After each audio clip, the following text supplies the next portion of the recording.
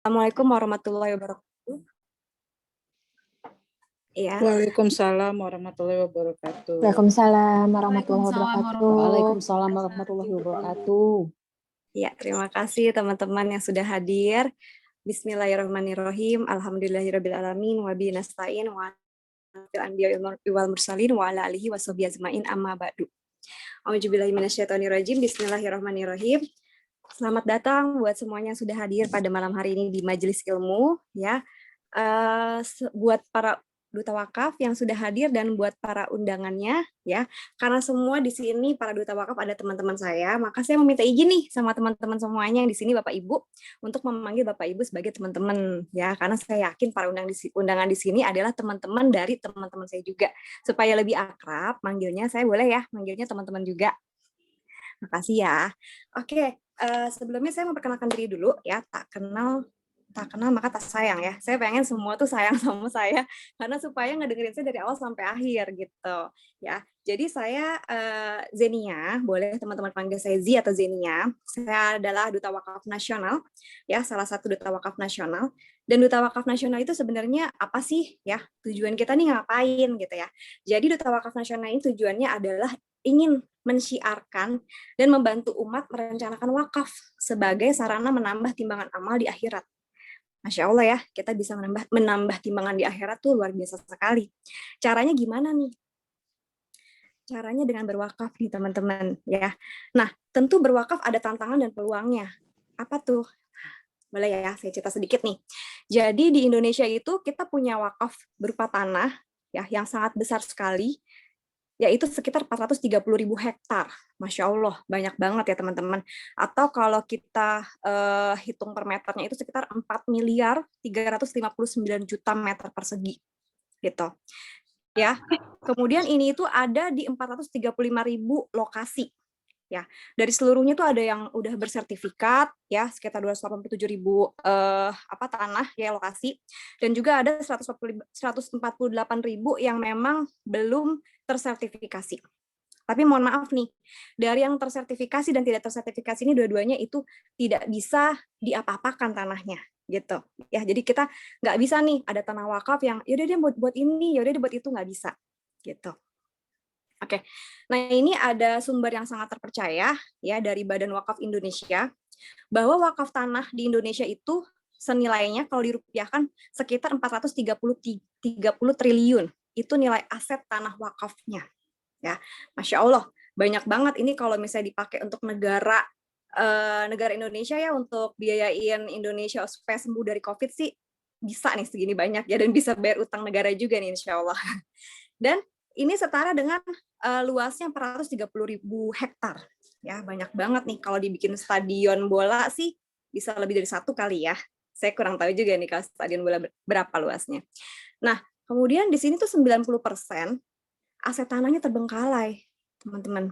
Gitu. Dan 0% ini NJOP tanah wakafnya tuh nggak bisa diagunkan.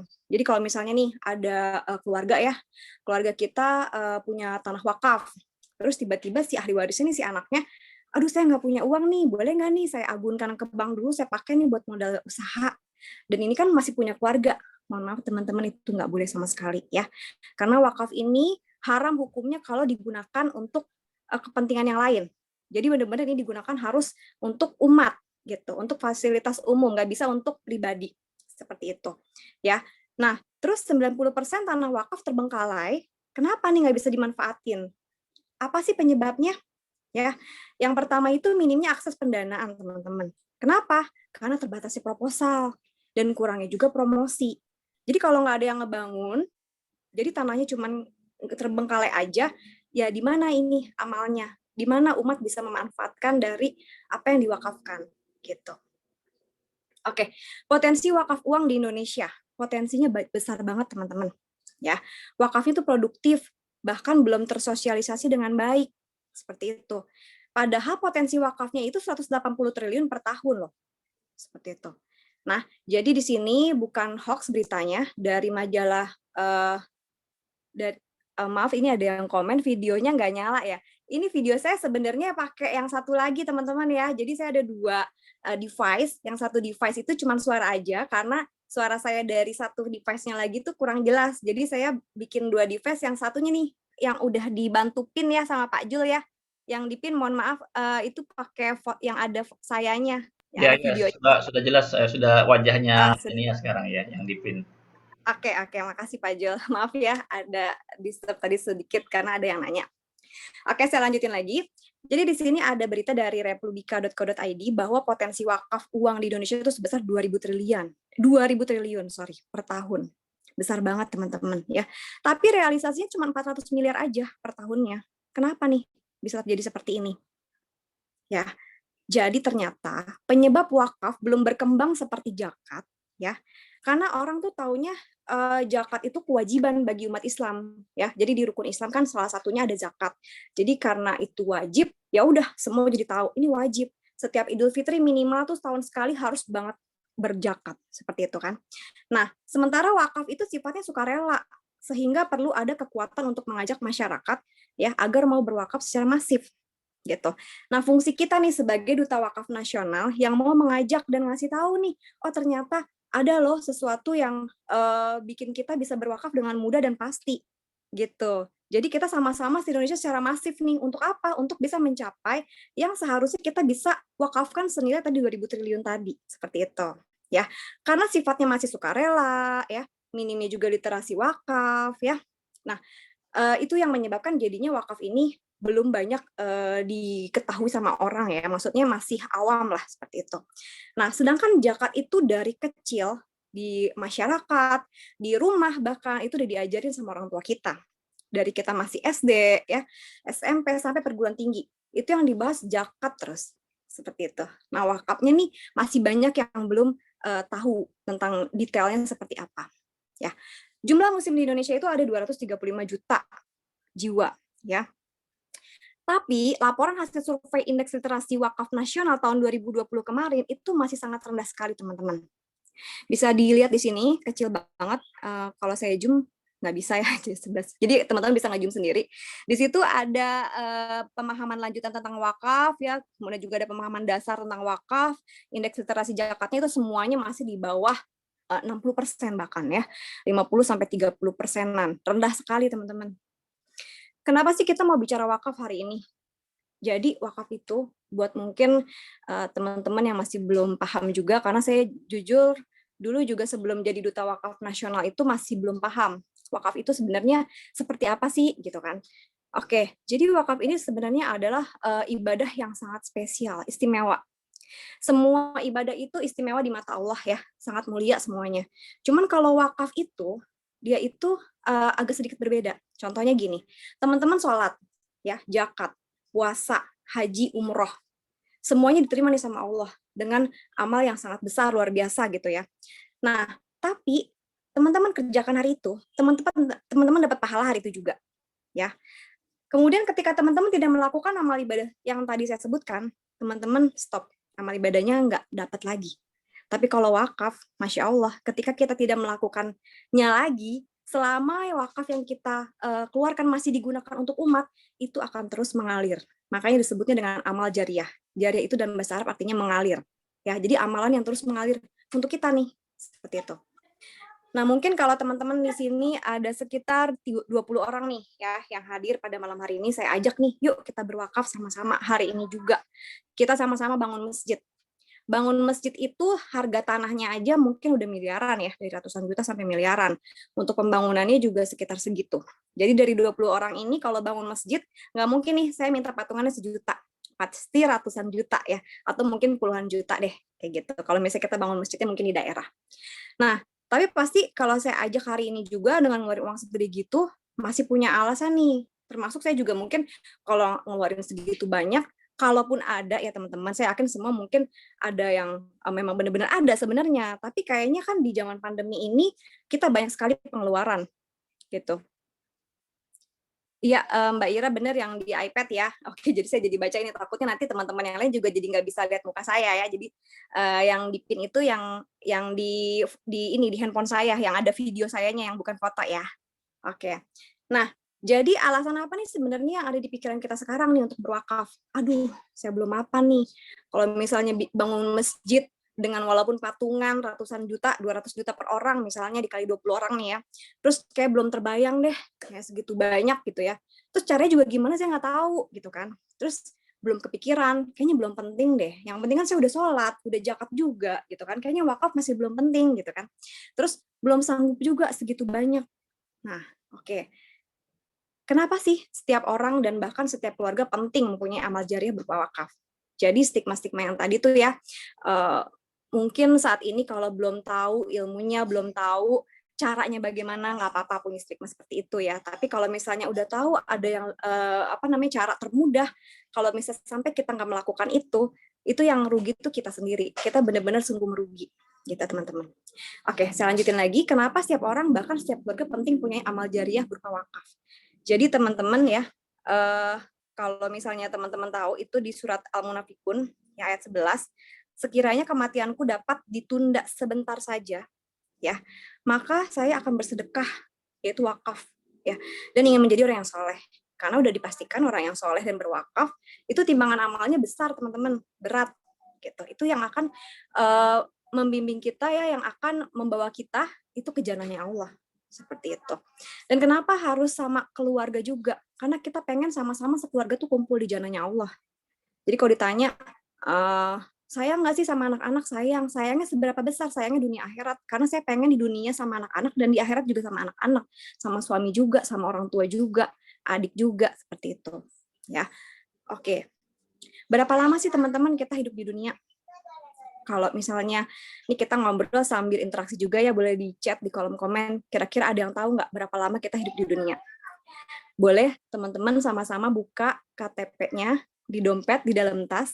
Di situ ada tulisan tempat tanggal lahir, ya, alamat rumah, ya teman-teman ya, golongan darah. Tapi ada nggak di situ tanggal kematian kita? Nggak ada ya teman-teman ya. Kita nggak tahu, Pak Lurah nggak tahu, siapapun nggak tahu, bahkan orang tua kita yang melahirkan kita juga nggak tahu. Jadi nggak ada yang pernah tahu umur kita itu berapa lama di dunia. Yaitu misteri ilahi. Nah, karena hidup di dunia ini tuh benar-benar sementara. Kata siapa? Nah, ini ada nih hadis dari Rasulullah ya, yang hadisnya ini hadis riwayat dari Tirmizi, yaitu bahwa Rasulullah bersabda, umur umatku itu antara 60 hingga 70 tahun. Sedikit dari mereka yang melebihi dari itu. Artinya banyak nggak orang yang meninggal di bawah 60?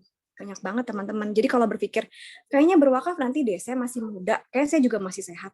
Teman-teman boleh kita lihat, ambil hikmah dari pandemi ini. Ya, pandemi ini kita lihat dari sosmed, WA group, itu kebanyakan dari mereka tuh sehat-sehat aja tadinya. Ada memang beberapa yang sudah sakit, tapi walaupun sakit dia dalam keadaan yang sehat. Tapi tiba-tiba kita dengar kabar beliau yang tadinya udah sembuh, udah sehat, udah nggak apa-apa, udah nggak ada virusnya lagi di tubuhnya. Tiba-tiba kita dengar berapa hari kemudian meninggal. Padahal umurnya masih muda, gitu. Pasti sering dengar ya berita seperti itu. Jadi sebenarnya pandemi itu bukan sesuatu yang harus kita sesali, tapi sebenarnya ini adalah rahmat yang harusnya kita syukuri supaya kita lebih mendekatkan diri sama Allah dan menyiapkan juga bekal untuk di akhirat, seperti itu. Karena Rasulullah juga pernah bersabda bahwa orang yang cerdas itu adalah orang yang menyiapkan bekal untuk akhiratnya dan selalu mengingat akan kematiannya. Seperti itu, teman-teman. Ya. Nah, selama kita hidup nih, dari kecil kita kumpulin uang dari orang tua, kita tabung, sampai akhirnya kita bisa kerja, bisa cari uang, kumpulin aset, kita punya emas yang banyak, perhiasan, uang yang banyak, deposito, saham, dan segala macamnya, rumah harga puluhan miliar, mobilnya Velfire, Alphard gitu ya, bahkan punya tas yang branded ya, Hermes, Chanel, Louis Vuitton ya, itu harganya bisa seharga Alphard juga. Ya, Masya Allah teman-teman. Pada akhirnya apa sih? Semua yang dicari dan dikumpulkan akan ditinggalkan teman-teman. Dan berpindah ke pemilikannya. Bisa nggak nih? Kita udah capek-capek nih ngumpulin rumah, harganya tuh mahal banget gitu. Boleh nggak sih rumah ini saya kubur juga bareng saya nanti kalau sudah mati? Nggak bisa ya teman-teman. Atau saya mau kuburannya dalam rumah. Tetap nggak bisa, kita nggak bisa menikmati rumah itu kalau sudah meninggal, teman-teman. Harus diingat ke situ, seperti itu. Jadi mau seberapa besar pun uang yang kita kumpulin, harta dan aset yang kita punya, itu nggak akan pernah kita bisa bawa. Gitu. Lalu kalau di dunia nggak kekal, terus berapa lama nih kita hidup di akhirat? Pasti teman-teman pengen tahu ya. Nah, di sini ada Quran surat At-Taubah ayat 100, bahwa ini adalah firman dari Allah langsung, ya. Mereka di dalamnya, itulah kemenangan yang besar. Mereka kekal di dalamnya, itulah kemenangan yang besar. Kekal di dalamnya, teman-teman. Kemenangan yang besar artinya adalah mereka yang kekal dengan kemenangan, ya mereka kekal di surga gitu loh. Di jananya Allah dengan merasa kegembiraan yang luar biasa seperti itu.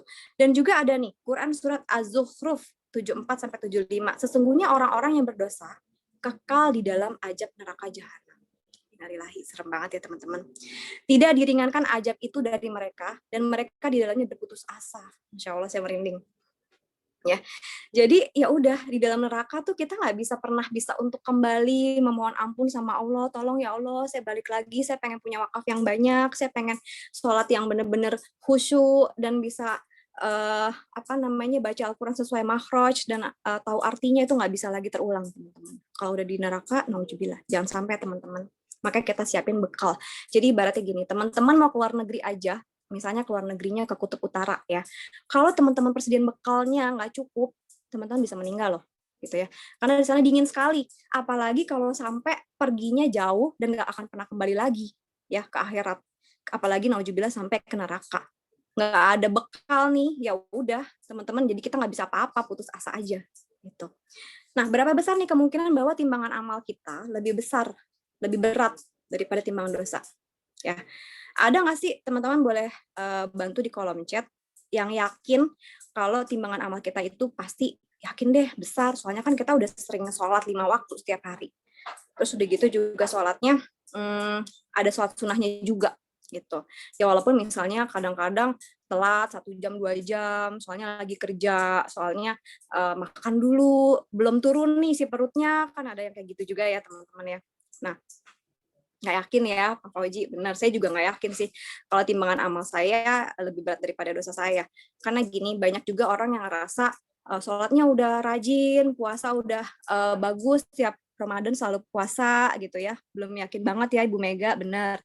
Saya juga belum yakin banget, kita masih fakir amal ya.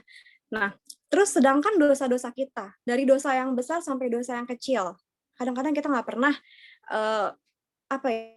bisa menghitung semua dosa itu. Yang kita ingat, oh kayaknya saya udah sholat, udah ibadah haji, udah ngumpulin uang sampai bisa berhaji, udah berpuasa di bulan Ramadan, tadi di bulan Zulhijjah ya, sebelum Idul Adha gitu ya. Terus teman-teman yakin nggak kalau semua amal ibadah yang udah kita lakukan itu diterima Allah dan diridhoi sama Allah? Ya, nggak ada yang tahu teman-teman. Terus dosa kita nih ya, dari dosa yang kita sadari dan dosa yang tidak kita sadari. Dosa kecil, misalnya kita lagi lihat sosmed, terus tiba-tiba kayaknya ada orang kok ini ngeselin banget gitu ya. Misalnya ada pelakor gitu kan. Aduh rasanya kayak pengen ngehujat, kesel banget kalau kita di posisi dia gimana gitu kan. Tapi sebenarnya nggak boleh teman-teman, walaupun dalam hati itu udah sebuah dosa kecil gitu. Apalagi sampai kita ikut-ikutan sama netizen yang lain ketik-ketik, ngata-ngatain. Itu nggak boleh teman-teman. Dosa ya. Bisa dosanya besar juga.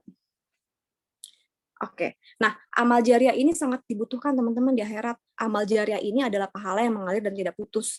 Amal terus mengalir walau sudah wafat. Kebaca nggak ya teman-teman? Masuk nggak ya? Masuk ya? Nggak ada, Mbak. Nggak ada, coba. Nah ini kenapa siap orangnya? Oh oke, saya ulang lagi tadi sampai sini ya. Oke. Amal jariah ya tadi saya sebutin sangat dibutuhkan di akhirat, terus juga pahala yang mengalir tidak putus, terus juga walaupun sudah wafat nih masih ngalir terus ya kan, terus timbangan amalnya juga jadi bertambah walaupun kitanya sudah nggak ada, udah di akhirat ya, udah di afterlife gitu. Amal jariah apa yang dimaksud? Ini adalah wakaf teman-teman, jadi penting banget, Masya Allah ya, benar Allah itu nggak pernah membebani umatnya untuk beribadah ya. Salah satunya contoh, kita lagi dalam perjalanan nggak bisa sholat, oh Allah juga kasih keringanan, kemudahan, ya udah sholatnya boleh digabung 2 waktu dalam 1 waktu. Nggak bisa sholat karena lagi sakit, ya udah nggak bisa berdiri duduk, nggak bisa duduk bisa tiduran, nggak bisa berpuasa di bulan Ramadan, kita bisa puasa di hari lainnya. Pokoknya Allah mudahkan banget. Jadi kalau misalnya ada ibadah yang istimewa udah dimudahkan sama Allah, Masya Allah kalau sampai nggak dilakukan juga gitu. Nah kenapa sih setiap orang dan bahkan setiap keluarga penting mempunyai amal jariah berupa wakaf teman-teman? Ya, inilah pentingnya supaya kita bisa berkumpul sama-sama di jananya Allah gitu teman-teman. Jadi misalnya gini ya, di keluarga itu kan kadang-kadang misalnya ayah, ibu, anak 3. Nah, dari salah satu anaknya atau mungkin kita sendiri nih gitu ya, kayaknya amal ibadah saya kurang nih. Saya masih jarang sholat misalnya, atau misalnya si, aduh kakak saya, adik saya kayaknya kurang, atau orang tua saya kayaknya kurang nih agamanya gitu kan. Kita di dunia walaupun suka berantem sama keluarga gitu ya, sama anggota keluarga, tapi kalau ngelihat mereka, walaupun kadang kita suka kesel, ngelihat mereka kena musibah dikit aja kita sedih banget. Apalagi kalau misalnya sampai kita ngelihat mereka berpisah sama kita. Terus mereka atau mungkin kita yang ada di neraka, nauzubillah min dzalik. Kita kan pengennya sama-sama sekeluarga ya kumpul lagi di surganya Allah gitu. Dan tidak terpisah kalau bisa di satu tingkat gitu. Kata anaknya Mbak Afi kalau berdoa itu pengen berkumpul di surganya Allah di satu tingkat yang sama gitu kan, surga banyak ya tingkatnya. Nah, sebenarnya apa sih itu wakaf? Belum masuk ya? Kolom mod. Coba saya ini. Nah, udah masuk ya. Apa sih itu wakaf? Wakaf adalah salah satu amalan dalam Islam melalui penyaluran harta benda untuk kepentingan masyarakat, ya, serta mendapatkan keberkahan pahala yang tidak terputus sampai akhirat kelak. Nah, sebenarnya bedanya apa sama zakat? Kan sama-sama ngasih sesuatu gitu kan untuk orang lain dan bermanfaat untuk orang lain.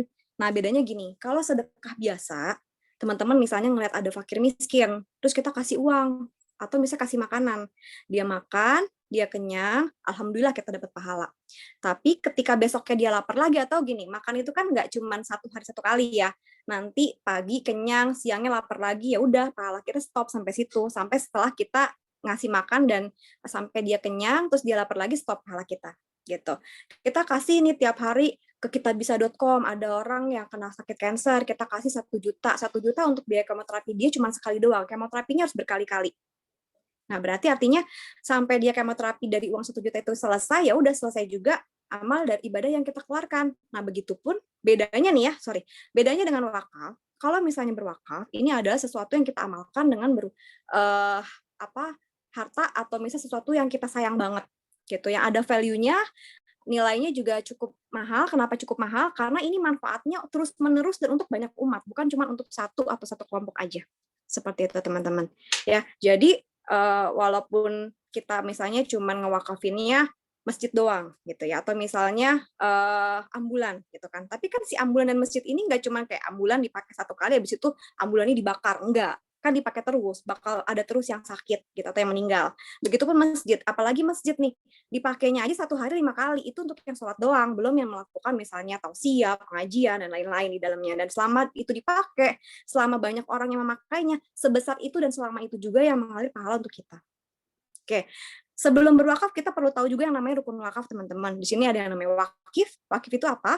Wakif itu adalah orang yang berwakaf gitu. Nazir itu adalah lembaga pengelolaan harta wakafnya. Jadi kayak tadi yang saya bilang, kok ada sih orang yang berwakaf tanah terus terbengkalai. Nah, itu nggak ada nazirnya gitu. Kayak kemarin saya ada sharing sama tetangga saya ya di apartemen, terus saya cerita, Mbak udah punya wakaf belum? Saya punya cara nih berwakaf yang aman dan pasti. Oh, saya udah punya wakaf tanah di Makassar. Nah, saya jelasin lagi tanah di Makassar untuk apa nih kira-kira? Kalau tanah di Makassar belum tahu dijadikan apa, cuma terbengkalai aja, mohon maaf, nggak jadi amal ibadah yang akan mengalir untuk kita di akhirat. Kayak gitu. Maufuk alai, pihak penerima manfaat harta wakaf. Ikrar wakaf. Ikrar wakaf ini adalah pernyataan wakaf, dapat dikemukakannya dengan tulisan, lisan, atau dengan satu isyarat yang dapat dipahami. Gitu, teman-teman. Dan wakaf itu ikrarnya langsung sama Allah, teman-teman. Sebagai nikmat yang udah Allah kasih banyak banget kepada kita, yang luar biasa banget ya. Oksigen contohnya, teman-teman. Kita udah lihat langsung ya betapa oksigen itu mahal sekali, susah sekali saat ini ya. Kalau kita suruh bayar bernafas ini, itu mereka bayar oksigen aja tabungnya 1,6 juta untuk 2 hari. Bayangin dari kita baru lahir sampai saat ini, kalau harus bayar berapa miliar yang harus kita bayar? Sanggup nggak, teman-teman? Kalau teman-teman masa sih dikasih kemudahan berwakaf yang mudah seperti ini terus nggak mau juga? Ya, nikmat Allah mana yang kita dustakan ya, teman-teman ya. Oke.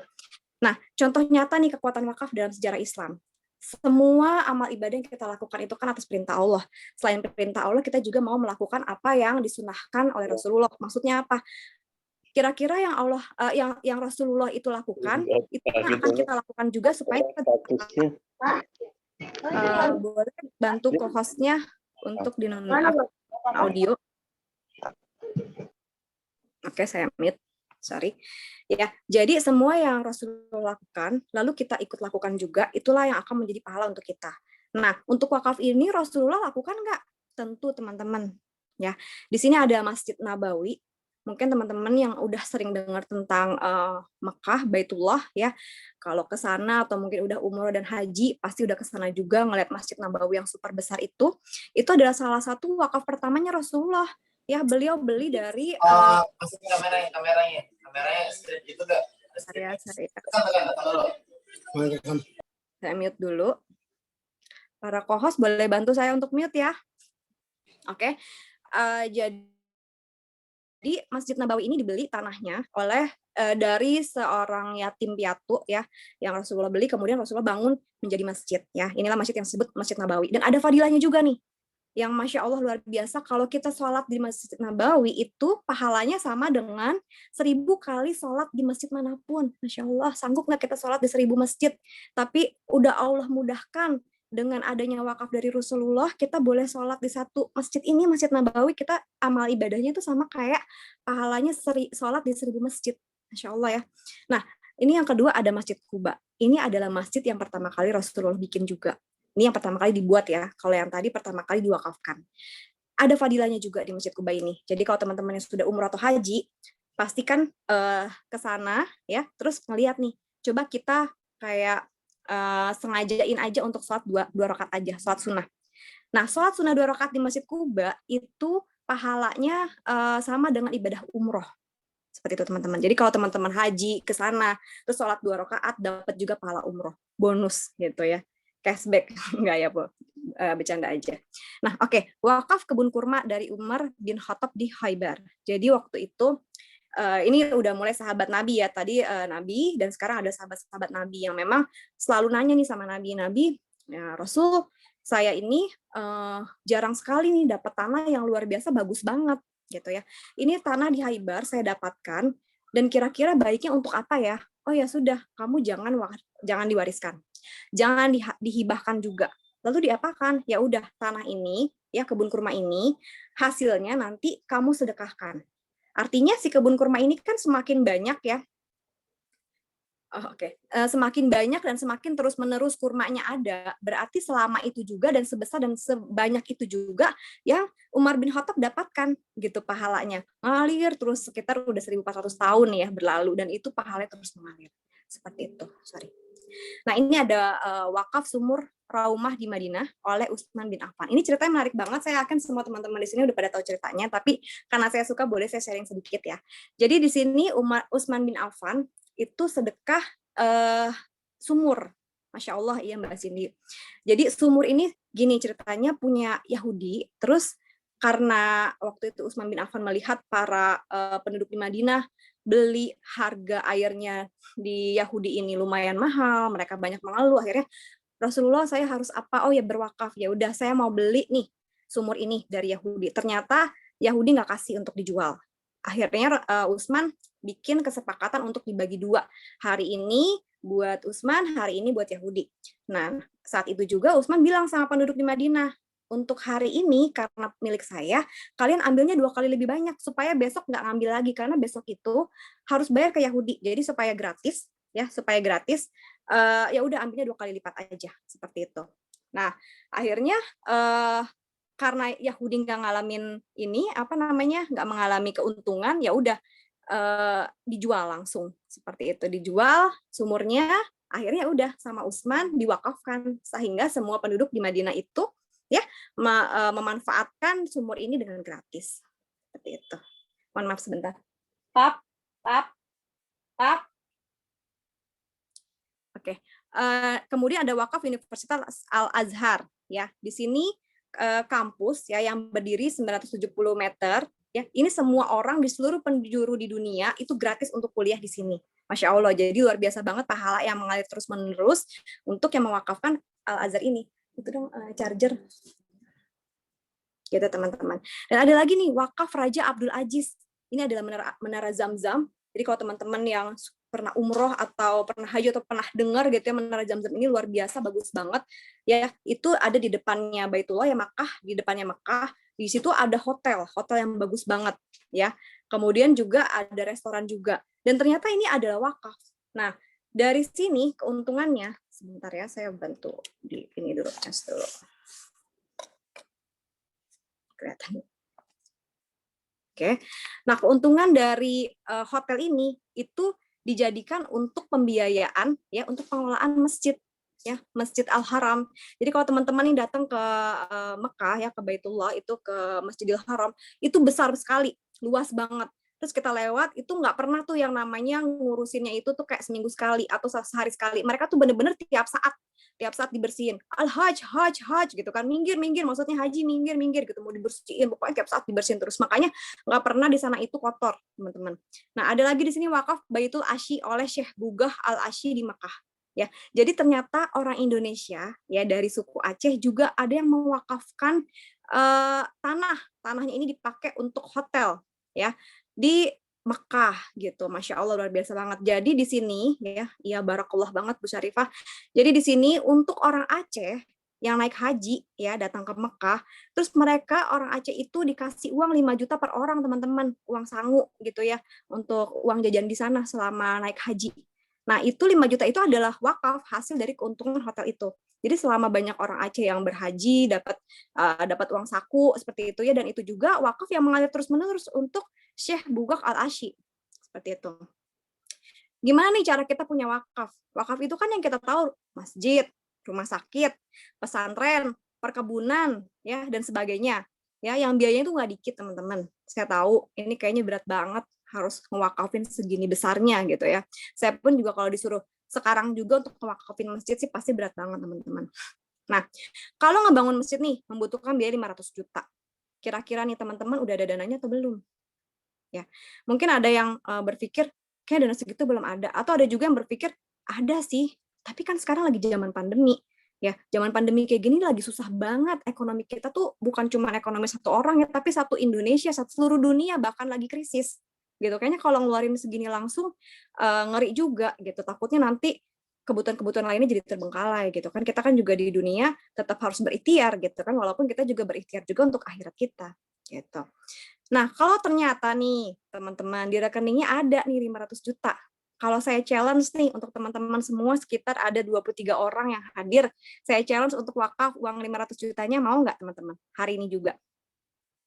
Boleh kalau komen ya di kolom chat ya. Ya. Kalau oke, ada yang mungkin dalam hatinya ya mau sih, ada yang Mbak Ira mikir-mikir dulu. Saya juga kalau ada segitu, saya juga mikir-mikir dulu seperti yang tadi saya bilang ya, lagi di zaman pandemi gini, waduh berat juga kalau ternyata ada uang segitu terus langsung semuanya diwakafin gitu kan. Kita nggak pernah tahu nih krisis ini sampai berapa lama gitu kan. Oke, kalau misalnya nggak berat nih ya, masih mikir-mikir dulu nih, tapi tetap mau nggak sih 500 juta suatu hari nanti deh, saya nggak minta sekarang gitu. Boleh nih komen di kolom chat. Mau ya, pasti ya. Orang ini amal ibadah banget, yang sangat istimewa banget gitu loh. Masa sih nggak mau gitu ya? Mau ya Bu Ina, Mbak Ira, iya makasih komennya. Nah, ada nih teman-teman 2 cara agar bisa berwakaf sebesar 500 juta. Masya Allah. Ya, 2 cara agar bisa berwakaf 500 juta. Teman-teman nggak salah dengar ya. Cara pertama, dengan mengumpulkan uang 1 juta per bulan, teman-teman. 1 juta per bulan aja ya. Terus ini adalah cara biasa nih. Bulan pertama 1 juta setor. Mau setor kemana nih? Ke bank, terserah. Atau mau taruh di bawah bantal, di celengan ayam, terserah. Terserah teman-teman, maunya di mana. Ini pokoknya cara biasa. Setiap bulan 1 juta. Bulan pertama 1 juta, bulan kedua 1 juta, bulan ketiga 1 juta, dan seterusnya. Sampai berapa lama nih setor 1 jutanya? Sampai 500 bulan, teman-teman.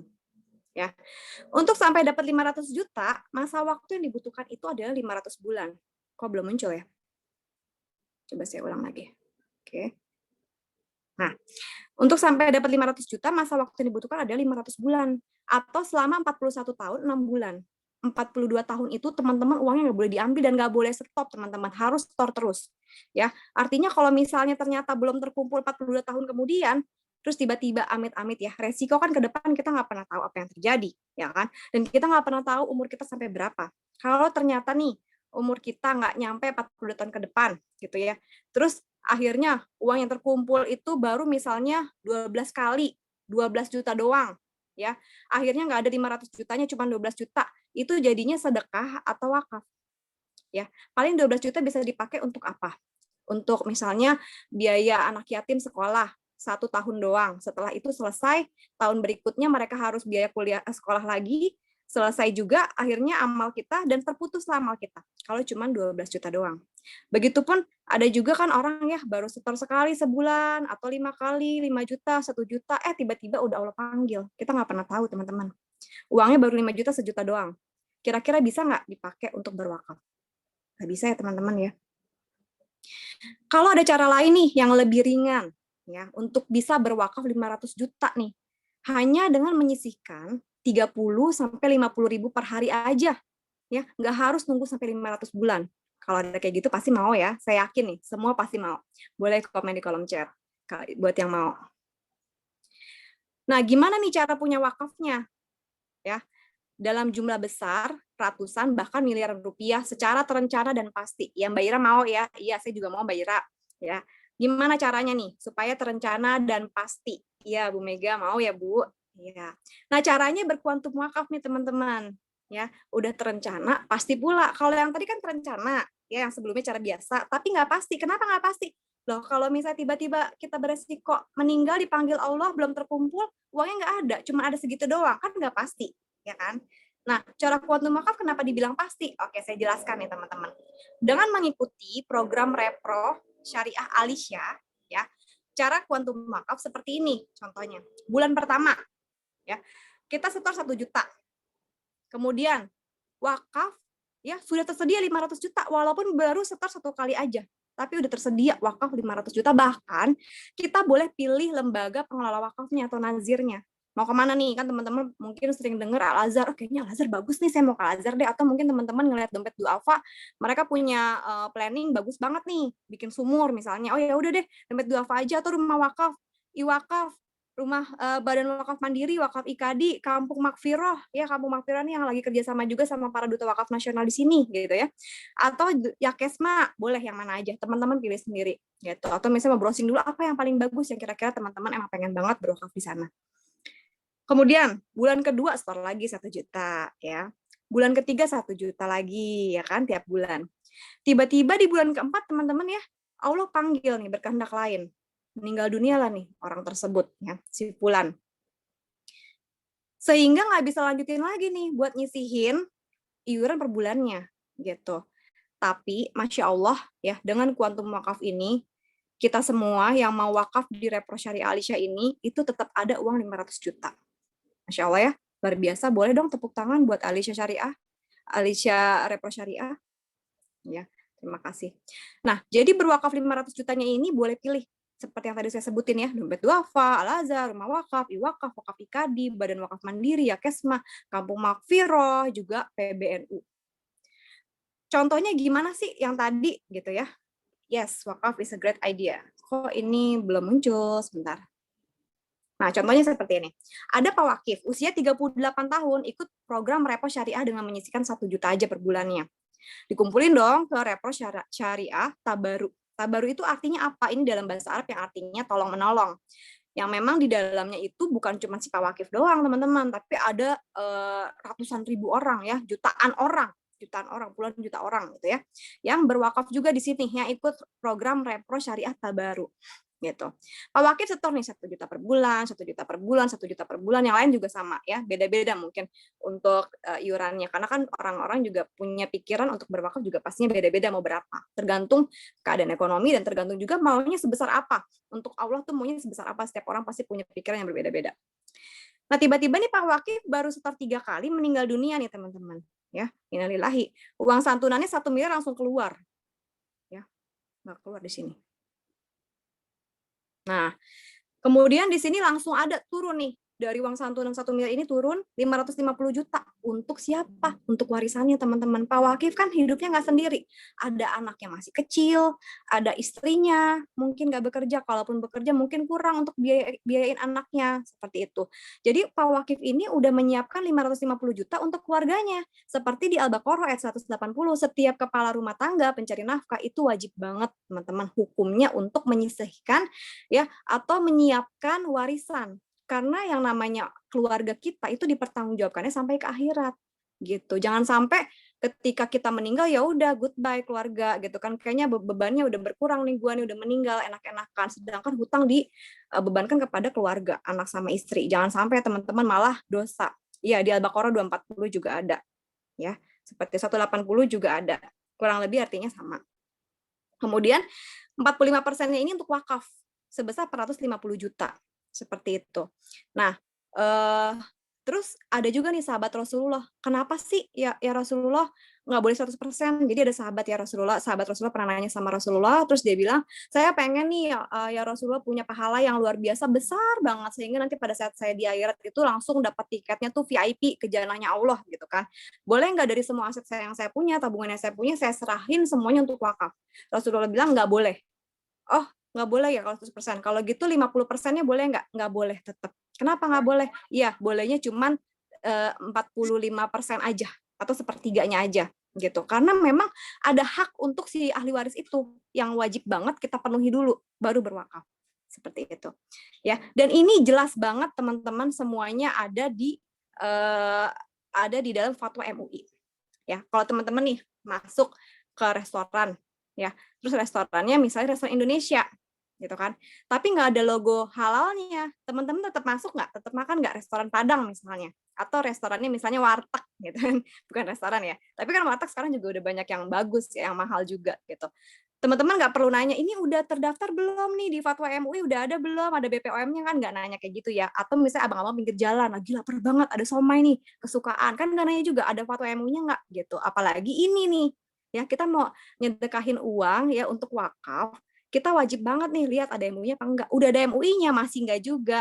Ya Masya Allah ya teman-teman ya, udah dikasih luar biasa ya jalan yang sangat mudah untuk bisa beribadah, untuk ngebantu kita juga nih teman-teman, bukan untuk Allah doang dan bukan untuk kepentingan umat doang, tapi untuk kita juga di akhirat gitu ya, untuk nyelamatin kita juga. Masa sih tetap kita nggak mau gitu.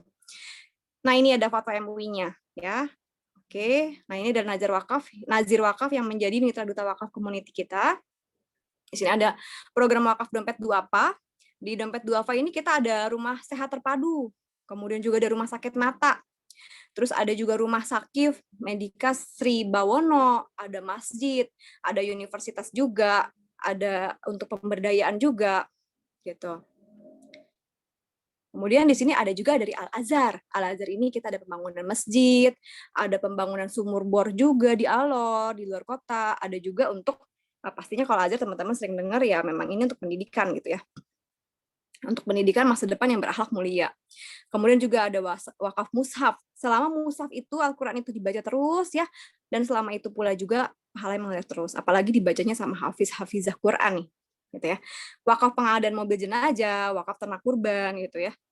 Banyak banget teman-teman tinggal pilih maunya kemana. Rumah wakaf.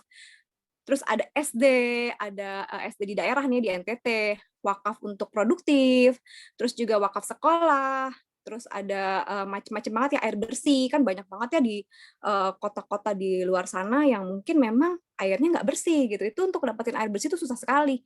Masya Allah, kalau kita bisa ngebantu mereka untuk dapetin air bersih itu pahalanya luar biasa banget teman-teman. Program wakaf iwakaf. Nah ini ada sumur ya. Ini kalau iwakaf ini kebanyakan sumur ya teman-teman nih. Ada klinik juga di Al-Aqsa, Ambon. Al-Aqsa itu di Ambon. Wakaf Al-Quran juga. Terus ada klinik ya Asyifa, rumah sakit hemodialisa.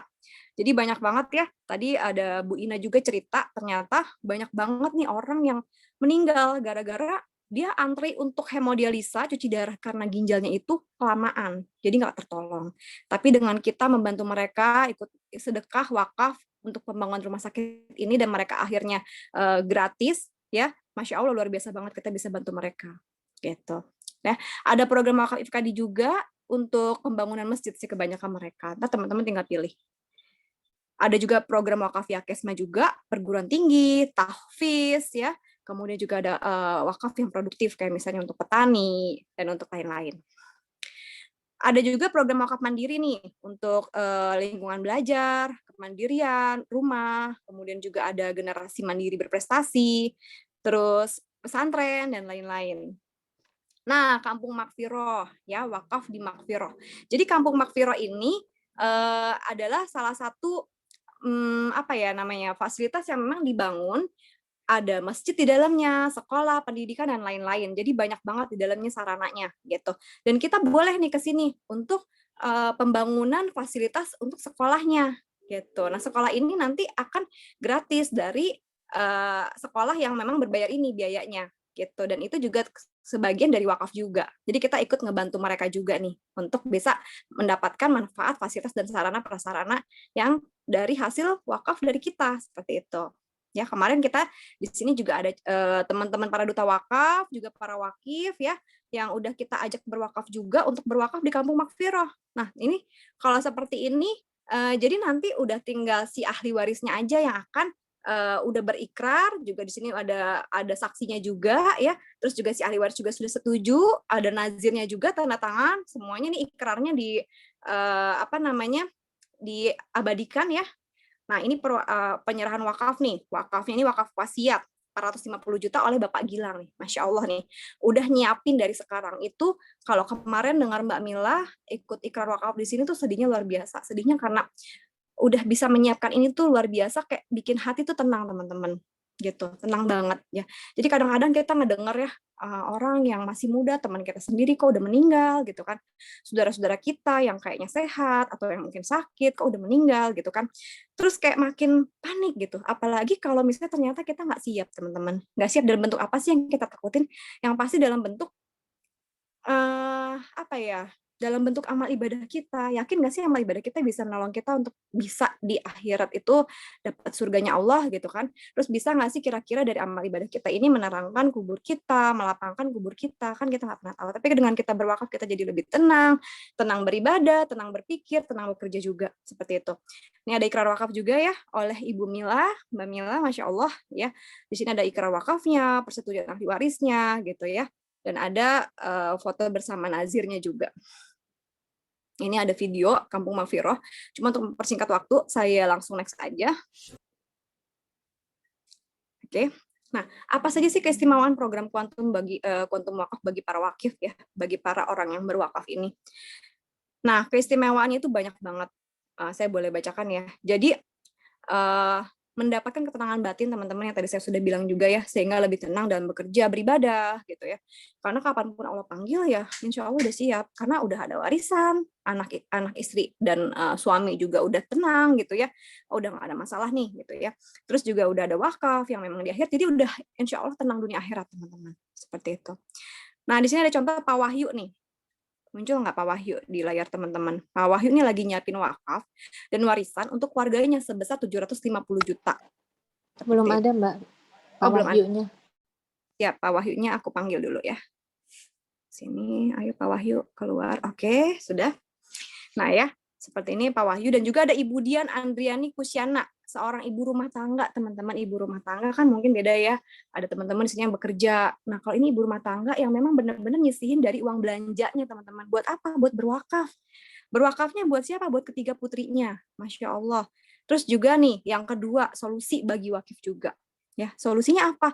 Mempermudah dan membantu para wakif dalam merencanakan dan menciptakan wakaf sejak dini, gitu kan. Jadi banyak orang yang berpikir, oh nanti aja deh kalau udah sakit baru bikin wasiat, baru deh mikirin wakaf, gitu kan. Atau nanti aja kalau udah tua deh, atau ntar aja udah mapan. Tapi kalau misalnya kita dari sekarang, dari masih muda, seadanya aja deh kita kumpulin berapapun, misalnya kayak 10.000 per hari, 15.000 per hari, 30.000 per hari, itu kan dari uang yang segitu kecilnya tiap hari kan nggak seberapa dibanding nikmat yang udah kita dapetin dari Allah gitu kan. Masa sih nggak mau nyisihin segitu tiap harinya gitu kan ya. Oke, jadi kita udah menciptakan wakaf sejak dini tuh lebih baik teman-teman, karena kalau kita pikir nanti aja kapan, belum tentu tuh besok kita masih ada. Jadi kalau teman-teman pikir ya, sekarang kita ada, pasti kita berpikir besok juga masih ada kok gitu kan, besok juga masih ada waktu kok. Teman-teman sadar nggak sih kalau orang-orang nih ya, teman-teman kita, saudara kita yang sudah pada meninggal, itu tuh mereka nggak pernah sadar kalau besoknya dia akan berpulang ke rahmatullah. Bahkan sejam sebelumnya mereka akan pulang, mereka nggak sadar kalau 1 jam kemudian tuh mereka akan dipanggil. Nggak sadar teman-teman, nggak ada yang tahu. Seperti itu. Ya, di sini ada Ibu Nur. Ibu Nur itu sisihin uang belanjanya sebesar 30.000 rupiah ya dari uang belanja teman-teman. Ya, untuk apa? Untuk berwakaf 1 miliar. Masya Allah, 1 miliar. Ibu Tia, ibu rumah tangga nyisihin uang belanja 30.000 juga per harinya. Dapat wakaf ya 500 juta. Dan ini wakafnya pasti ya teman-teman. Seperti itu. Nah, terus solusi bagi wakif yang ketiga apa nih? Membantu wakif untuk berwakaf atas nama almarhum dan almarhum dapat menentukan juga jumlah besar wakaf dalam wasiat yang dibuat. Maksudnya gimana? Jadi kita gini, di keluarga kita nih, ada salah satu misalnya anggota keluarga kita atau orang tua kita, anak, istri, suami gitu ya, udah meninggal gitu ya, udah dipanggil duluan. Terus kita tiba-tiba baru dengar solusi syiar wakaf ini, solusi untuk supaya kita di akhirat lebih tenang, baru sekarang. Sedangkan keluarga kita ada satu anggota yang sudah meninggal duluan, gimana nih nyiapinnya gitu ya. Gimana supaya kita bisa berkumpul juga di jannahnya Allah sama yang udah dipanggil duluan gitu kan. Nah ternyata Masya Allah, Allah tuh benar-benar kasih kita kemudahan banget dalam beribadah. Ya, jadi orang yang sudah meninggal ya, keluarga kita itu boleh banget kita niatin wakafnya ini untuk mereka, gitu, yang sudah memang duluan dipanggil. Jadi insya Allah nanti kita juga dipanggil, kita ketemu sama mereka juga sama-sama di jannahnya Allah, Masya Allah. Dan kalau untuk orang tua ya kita sebagai anak yang soleh-soleha nih, sebagai bakti kita untuk orang tua kita gitu. Pasti orang tua kita juga bakal senang banget, dan itu pun juga amalnya akan balik lagi ke kita sama dengan seperti ini. Banyak orang yang mikir, kita dijahatin orang, terus kita dendam, gitu kan? Dengan kita dendam, terus kita jadi ngata-ngatain dia dalam hati, itu dosa, insya Allah. Memang mungkin dari kita yang terzolimi itu, doain si orang yang zolimi kita itu bisa terjadi. Tapi jangan salah, sesuatu doa jelek yang kita doakan kepada orang lain, itu juga akan jelek lagi ke kita juga. Gitu. Nah, begitupun dengan sesuatu yang baik. Jadi kalau kita melakukan doa yang baik untuk orang, gitu kan, itu juga akan balik lagi ke kita. Seperti itu teman-teman. Jadilah orang yang baik. Ya. Di sini ada Hajah Klaswari Chandra Kirana SH ya. Beliau ibu notaris nih. Ibu notaris nyiapin kuantum wakaf senilai 2 miliar sebagai sarana meraih pahala jariah untuk diri sendiri dan juga hadiah bagi kedua orang tuanya. Masya Allah udah jadi orang yang insya Allah jadi solehah gitu ya. Berbakti sama orang tuanya. Nah, tadi kita sebutin orang-orang yang memang sudah berumur nih, udah jadi ibu rumah tangga, udah jadi notaris gitu ya, ada jadi bapak-bapak. Di sini ada milenial teman-teman. Kita ini Indonesia bonus demografi, yang artinya banyak banget orang yang masih milenial nih, umur-umur 20-30-an, papa mama muda atau mungkin yang belum menikah gitu kan. Nah, si Mas Aditya ini umurnya baru 23 tahun teman-teman. Tapi ya Mas Aditya ini adalah salah satu wakifnya Mbak Mila nih, Masya Allah. Mbak Mila syiar ke milenial juga yang akhirnya Mas Aditya mau berwakaf, padahal umurnya masih muda loh, sehat banget loh. Dan wakafnya ini juga untuk orang tuanya, Masya Allah 1 miliar untuk orang tuanya. Jadi beliau wakafkan untuk orang tuanya dapat pahala jariahnya, dan beliau pun Mas Aditya ini juga dapat teman-teman pahala jariahnya gitu. Karena Allah Maha Adil. Nah milenial lagi nih, ya berwakaf umurnya lebih muda lagi 21 tahun ya Mbak Maufi. Wakafnya itu benar-benar sejak dini banget diniatkannya wakaf ini adalah untuk orang tuanya sebesar 750 juta. Masya Allah ya, ini masih salah satu wakif dari Mbak Mila juga. Ya Masya Allah. Terus bersiar kita ya, karena siar yang kita siarkan kayak seperti sekarang saya siar itu juga jariah buat kita semua nih para duta wakaf, dan teman-teman juga nih yang mungkin saya belum dulu deh, tapi saya mau siar ke orang tua, ke keluarga. Nah itu siar teman-teman juga menjadi amal jariah teman-teman juga teman-teman gitu. Terus nggak tahu cara gimana, ya udah langsung hubungi para duta wakaf yang undang teman-teman seperti itu. Nah ada Bapak Diki, pengusaha sayur organik ya, beliau mewakafkan sebesar 1 miliar untuk orang tuanya. Ibu Desti, ibu rumah tangga yang mewakafkan untuk orang tuanya juga sebesar 600 juta rupiah. Keistimewaan program wakaf yang keempat, yaitu membantu wakif untuk berwakaf aset berupa rumah, kendaraan, dan harta benda yang bernilai tanpa harus kehilangan asetnya. Maksudnya gimana? Kok tanpa kehilangan asetnya? Maksudnya gimana sih gitu kan? Jadi gini, teman-teman banyak ya orang yang mau berhaji misalnya jual asetnya gitu kan, berwakaf juga dia akhirnya jual asetnya. Coba kalau teman-teman bayangin kalau ternyata asetnya cuma satu-satunya yang kita tempatin, terus demi supaya dapat amal jariah di akhirat akhirnya bilang sama keluarganya, ini rumah saya mau jual, saya mau wakafin. Kasihan ya teman-teman keluarga kita yang harus kehilangan rumah satu-satunya itu gitu kan. Tapi ternyata ada cara nih yang tadi saya bilang ya, tanpa harus kehilangan asetnya tapi kita masih tetap bisa berwakaf gitu. Ya dengan cara apa kuantum wakaf ini pastinya. Ustadz Syarifuddin Mustafa MA ya, beliau juga melakukan repro Alisya sekeluarga 6 gitu ya, bikin 6 kuantum wakaf dia bukakan ya untuk satu keluarganya sebesar 1 miliar. Untuk siapa? Yayasan Al Hikmah. loh kok nggak ada di tempat yang nazir wakaf kerja sama kita sih, boleh teman-teman. Jadi boleh kemanapun. Jadi kayak misalnya ngelihat di dekat rumah kok kayaknya ada sumur tapi sumurnya nggak kepake, sedangkan orang kekurangan air, boleh wakafin sumur teman-teman. Atau masjidnya terbengkalai nih udah lama nggak direnovasi atau cuma tanah kosong doang tapi nggak ada masjid dekat rumah, ya udah bangun masjid teman-teman di situ. Insya Allah pahalanya ngalir terus. Ya, Bapak Mardianto SPI, anggota DPRD Kota Bogor, ya, mewakafkan kuantum wakaf sebesar 5 miliar, teman-teman. Ini adalah salah satu wakif dari Pak Jul Hamdi Ustadz kita. Ya, Masya Allah. Yang kelima, dapat menentukan nazirnya, teman-teman, atau lembaga wakaf dan yayasan yang akan mengelola dana wakaf tunai ya tersebut dan sesuai dengan kebutuhan dan rencana peruntukan dari wakaf wasiat tersebut, seperti untuk wakaf produktif pendidikan, dakwah, rumah sakit, masjid, pesantren dan lain sebagainya, gitu.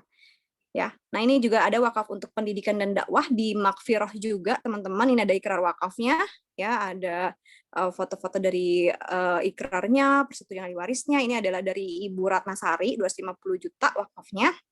Ada juga di sini dari Ibu Mira Karmelia, 250 juta, ada ikrar wakafnya. Persetujuan dari ahli waris juga itu penting banget, teman-teman. Nah, Ustadz Kamrijal wakaf 600 juta ya. Ini wakafnya untuk Yayasan Arisalah di Padang. Jadi boleh di luar kota ya, nggak harus di Jakarta. Tadi Makfirah juga adanya di Caringin, ya, Caringin, Bogor, gitu. Ustadz Mulyadi Muslim 650 juta. Nah, teman-teman, kemarin kan kita rame-rame ya, para duta wakaf dan para wakifnya datang ke Makfirah untuk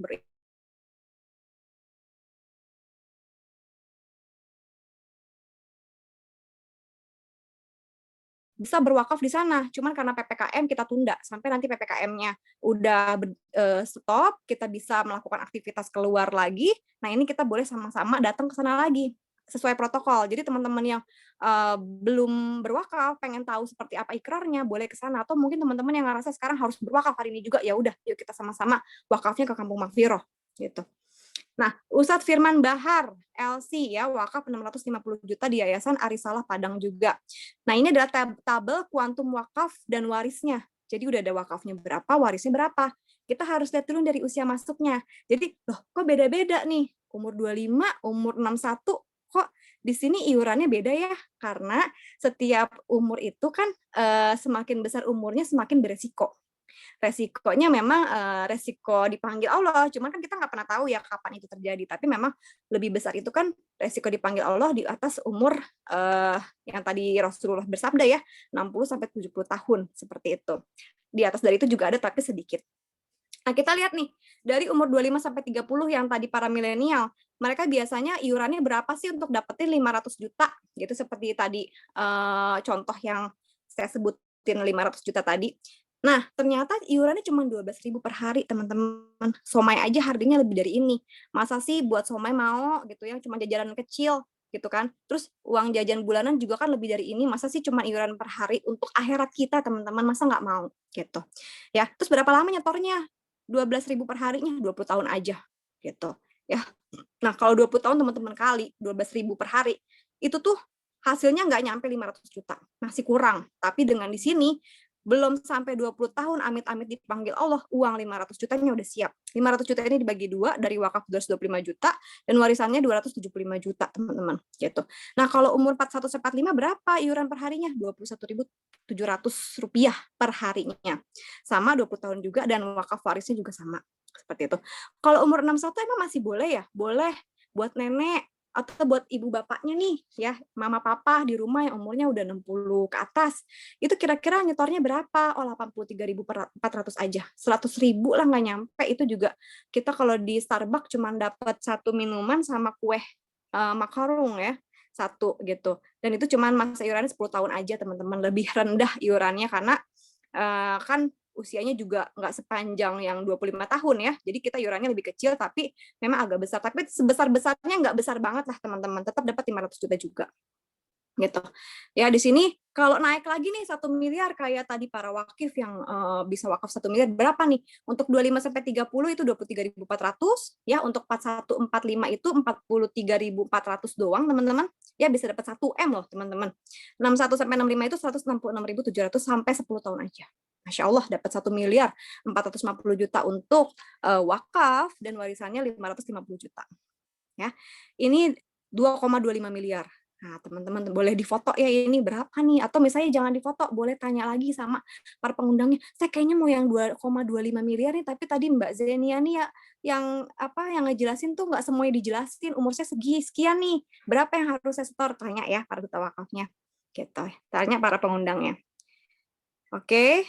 Kemudian di sini ada lagi berapa ini dari yang 300.000 per bulan dapatnya berapa, 500.000 per bulan dapatnya berapa, 1 juta per bulan dapatnya berapa, terlihat umurnya ya, yang di sebelah pojok kiri, yang ada warna hijaunya, kolomnya. Nah, ini masa iurannya teman-teman, 20 tahun semua. Seperti itu. Ya, oke. Nah, siapa sih lembaga keuangan syariah sebagai partner kita? Gitu ya. Nah, ternyata lembaga partner kita ini, itu sangat luar biasa sekali teman-teman. Yaitu perusahaan internasional yang sudah mendunia dan dengan aset yang paling besar dan paling banyak di seluruh dunia. Yaitu Allianz Syariah. Dan di sini ada Dewan Pengawas Syariah Nasionalnya, yaitu ada Dr. Haji Muhammad Hidayat MBA, Ketua DPS Asuransi Allianz Syariahnya, ya. Kemudian juga ada Dr. Haji Rahmat Hidayat SEMT, anggota DPS-nya. Kemudian di sini kita lihat di sini ada Alisya Syariah. Ini adalah perolehan untuk rewards yang Alisya dapatkan, gitu ya. Yaitu ada best investor ya, kemudian juga di sini ada best insurance syariah terbaik nomor 1 di Indonesia, seperti itu. Pokoknya banyak banget brand-brand yang menyatakan bahwa memang Alisya Syariah ini benar-benar paling bagus di Indonesia, gitu, dan benar-benar sesuai sama syariat Islam. Makanya sampai keluar fatwa dari MUI, gitu. Bahkan pengelolaannya aja RBC-nya kita di Alisya ini adalah 2000%, padahal konvensional cuma 384% aja. Jadi kita lebih besar, gitu.